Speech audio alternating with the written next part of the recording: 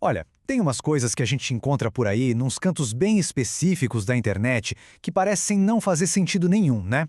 Hoje a gente vai mergulhar num desses paradoxos políticos, uma ideia que soa como uma completa contradição, mas que na verdade revela uma conexão bem estranha entre dois movimentos radicais que à primeira vista não poderiam ser mais opostos. E tudo começa com essa frase aqui do escritor Charlie Stross: singularitários trotskistas a favor da monarquia. Peraí, como assim? Parece um monte de palavras jogada, uma coisa que não tem pé nem cabeça. E é justamente essa provocação que vai ser nosso guia para entender uma ligação que, olha, é surpreendente. Então, a pergunta que fica é: o que o aceleracionismo e o neorreacionismo realmente têm em comum? Vamos dar uma investigada nessa aliança improvável para entender o que une esses dois pontos de vista. Para isso, claro, a gente precisa entender cada lado da história. Vamos lá, começando com a primeira peça desse quebra-cabeça, o aceleracionismo. O nome já dá uma boa dica, né? Acelerar. Mas acelerar o que exatamente? E mais importante, por quê?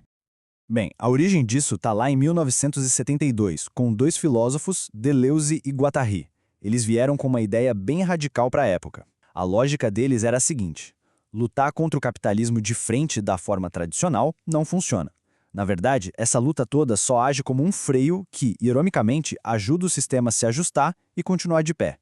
Para eles, a única saída de verdade era fazer o exato oposto: pisar fundo no acelerador, levar o capitalismo ao seu extremo, ao limite máximo e ver o que acontece do outro lado.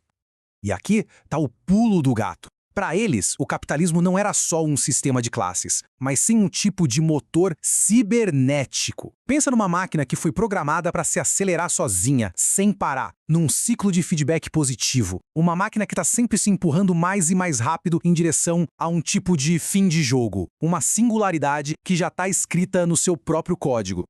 Ok? Esse é um lado. Agora vamos virar a moeda e olhar para o outro, o neorreacionismo.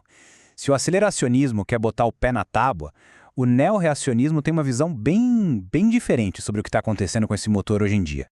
Essa frase aqui é perfeita. Ela resume a visão neorreacionária de um jeito genial. Para eles, essa tal aceleração simplesmente não está acontecendo. Pelo contrário, algo travou tudo. O carro está com um pneu furado, parado no acostamento. E o que foi que furou esse pneu? Bom, os neorreacionários têm um nome para isso: a catedral. Mas não pense numa igreja, não. Pense num grande sistema de freios, formado por várias instituições. A mídia, as universidades, o establishment político, tudo aquilo que é chamado de progresso pela esquerda seria, nessa visão, parte desse mecanismo gigante projetado para sugar a energia do motor capitalista e manter tudo numa espécie de estagnação controlada.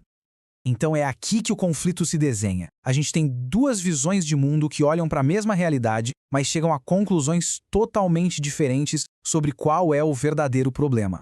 Isso leva a gente direto para o coração do enigma. Para os aceleracionistas, o problema é uma armadilha, uma lentidão que precisa ser explodida para a gente seguir em frente. Já para os neorreacionários, a explosão, a energia já está lá, mas foi capturada, presa dentro de uma gaiola. A questão então é essa: a gente deve explodir a armadilha ou deve libertar a explosão? Vamos colocar um do lado do outro para ficar bem claro. O aceleracionismo diz que o problema é a lentidão, causada por um freio anticapitalista. A solução? Acelerar. Já o neorreacionismo diz que o problema é a estagnação, forçada pela tal catedral. A solução? Quebrar esse sistema de freios de uma vez por todas. Mas é agora que a história dá uma reviravolta completa e, sinceramente, fascinante. Porque essa crítica neorreacionária à estagnação acaba de um jeito bem torto, voltando a um desejo de aceleração. É nesse ponto que surge a ideia de um re-accelerationism. O objetivo não é só tirar o pé do freio, é quebrar a catedral para que o motor possa finalmente acelerar sem limite nenhum. Uma escalada cibernética totalmente sem controle. E é aqui, nesse exato ponto, que os opostos se tocam. De repente, tanto os trotskistas quanto os monarquistas, daquela frase lá do começo, querem a mesma coisa no final das contas. Ambos querem que o sistema atual seja varrido do mapa por uma força tecnológica e econômica impossível de controlar. No final, essa batalha toda entre essas duas visões se resume a uma única pergunta. Uma pergunta gigante sobre a natureza da história. Ela é um processo contínuo, que precisa ser acelerado mesmo que a gente não saiba qual o destino? Ou ela é uma explosão inevitável que foi trancada numa gaiola e que precisa ser libertada, custe o que custar? A resposta para essa pergunta, bom, ela pode muito bem definir o nosso futuro.